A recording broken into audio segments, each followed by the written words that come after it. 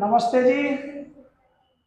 दोस्तों, ये बच्ची भी टॉप 10 में विद्यालय में रही है और इसका गांव है सोरम गांव, जहां से दिशा लड़की है जिसने जिला टॉप किया है। और इन्होंने भी उसी क्लास में बैठ करके उन्हीं शिक्षकों के द्वारा पढ़ाई करके उस टारगेट को प्राप्त करना चाहा। हालांकि कुछ थोड़ा पीछे रह गए। तो आगे जो 12वीं की परीक्षा होगी उसमें आपका टारगेट क्या रहेगा? मेरा टारगेट तो अब 10th में भी यूपी टॉप करने का था, लेकिन हो नहीं पाया क्योंकि परिस्थितियां कुछ ऐसी थी। क्योंकि मैं एक लड़की हूं ना सर, घर का भी काम करना पड़ता है। माँ बाप, मेरी माँ कमजोर है और बाप भी अकेले ही है, वे खेत का काम करते हैं तो हाथ बटाना पड़ता है। इसलिए टाइम बचाकर पढ़ाई की, लेकिन इस बार 12th में मैं और कोशिश करूंगी अपना टाइम बचाने के लिए, जिससे कि मैं यूपी टॉप कर सकूं। अच्छा, जैसे यहाँ का प्रबंध तंत्र है, प्रिंसिपल है या शिक्षक हैं, उनका तो आप लोगों को कितना सपोर्ट मिलता है? प्रबंध तंत्र और जो शिक्षक है उनका बहुत ही सपोर्ट रहा। अध्यक्ष जी ने भी एक्स्ट्रा क्लास चलाई थी और यहाँ तक कि प्रिंसिपल सर ने एक्स्ट्रा क्लास में खुद पढ़ाया। और जून में जो छुट्टियां पड़ी थी उनमें भी दो घंटे की एक्स्ट्रा क्लास चली, दो तीन तीन सब्जेक्ट्स की। और वो था जो उसके इस छुट्टी के बाद एक एक्स्ट्रा क्लास चलती थी, उसमें भी पढ़ाया, टीचर्स ने बहुत अच्छा पढ़ाया।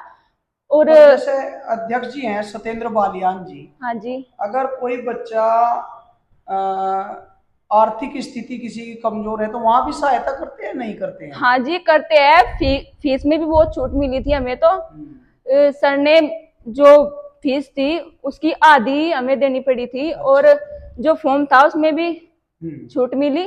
तो जैसे अब आपका सफर 12वीं के लिए चल गया, हाँ जी। भाई हाई स्कूल आपने की, कितने परसेंट आपके आए? मेरे 87.16। चलो, बहुत अच्छे हैं। और आपका ये सफर शुरू हो गया अब इंटरमीडिएट का, यस सर। आप 11 में आ गए हो। तो आपका ये सफर सुखद और अच्छा होना की उम्मीद है? Yes sir. मेहनत इतनी करोगे आप?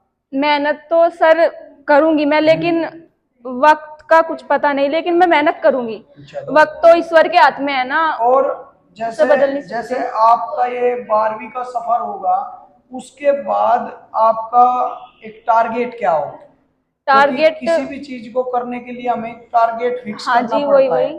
वो टारगेट आपका क्या होगा?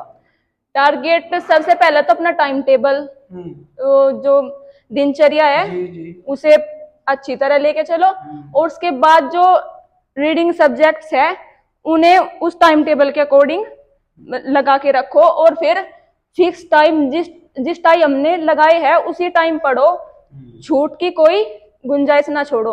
और वो क्या होता है ना कि कुछ बच्चे दिनचर्या को छोड़कर अनियमित कार्य करते हैं, उससे बहुत फर्क पड़ता है सर। और जैसे ये मोबाइल मोबाइल हो गए घर घर में, यस सर। मेरे हिसाब से तो शिक्षा में सबसे बड़े बाधा भी ये भी है। हाँ जी, बहुत है। इसके विषय में आप क्या कहोगे? नए बच्चे इसके जो विषय हैं, में भाई जो अच्छे मार्क्स जो प्राप्त करते हैं, उन्हें उनका अनुसरण छोटे बच्चे करते हैं। तो आप उन बच्चों के लिए क्या कहोगे, ये मोबाइल के विषय में और पढ़ाई के विषय में? मोबाइल सर, आजकल बच्चा पैदा होने से पहले मोबाइल हाथ में थमा दिया जाता है। उन्हें देखते ही नहीं कि बच्चा सुधरेगा या बिगड़ेगा। बच्चा बचपन जब पैदा होता है उसे नहीं पता होता कि मैं कैसा हूँ, उसे सिखाया तो जाता है दुनिया में आने के बाद। तो उनके जो पेरेंट्स है वे सिखाएंगे उसे, वे बताएंगे। तो पेरेंट्स की ये जिम्मेदारी है कि वे लगभग 10-11 साल तक तो बच्चे को मोबाइल वगैरह कुछ देना। और उसके बाद जब वे बालिग हो जाए, समझदार हो जाए अच्छे बुरे का, उसे फर्क पता चल जाए, तब उसे मोबाइल वगैरह देना चाहिए। और वो भी ऐसा जिसमें कुछ अन्य चीज वो ना देखे सिवाय एजुकेशन के। अपने सामने ही उसे मोबाइल का यूज कराया जाए, हाँ जी, गार्जियन द्वारा। देखकर। और जैसे यहाँ यहाँ का माहौल, आप लोग तो कई वर्षों से यहाँ पढ़ रहे हैं, तो यहाँ का माहौल जो है, क्या वो शिक्षा के लिए अच्छा वातावरण बनाया हुआ है यहाँ प्रबंध समिति ने? प्रबंध समिति तो दे सर, टीचर तो अच्छा ही करते हैं, बच्चे ही गड़बड़ करते हैं बस। नहीं, वातावरण कैसा वातावरण तो अच्छा है, बहुत शिक्षा अच्छा का, है, अनुशासन शिक्षा का भी वातावरण कैसा है? अनुशासन भी बहुत अच्छा है, टीचर्स बहुत ध्यान देते हैं बच्चों तो पर। अपने छोटे जो साथी हैं, भाई बहन हैं, यहाँ पढ़ते हैं सब, उनके लिए आप क्या कहना चाहोगे? आगे शिक्षा वे कैसे प्राप्त करें, क्या उन्हें करना चाहिए अपने जीवन में? छोटे बच्चों के लिए तो 6th क्लास से ज्यादा ध्यान देना चाहिए, चलो, एक एक फाउंडेशन क्योंकि तैयार करना 5th चाहिए। क्लास तक तो बच्चा वैसा माइंड रहता है जैसे खेलकूद में ज्यादा ध्यान रहता है उसका, इसलिए 6th क्लास से ज्यादा ध्यान उस पर देना चाहिए, टीचर्स को भी और पेरेंट्स को भी, और बच्चे की भी जिम्मेदारी है कि वो पढ़े। बिल्कुल, बहुत ही बढ़िया।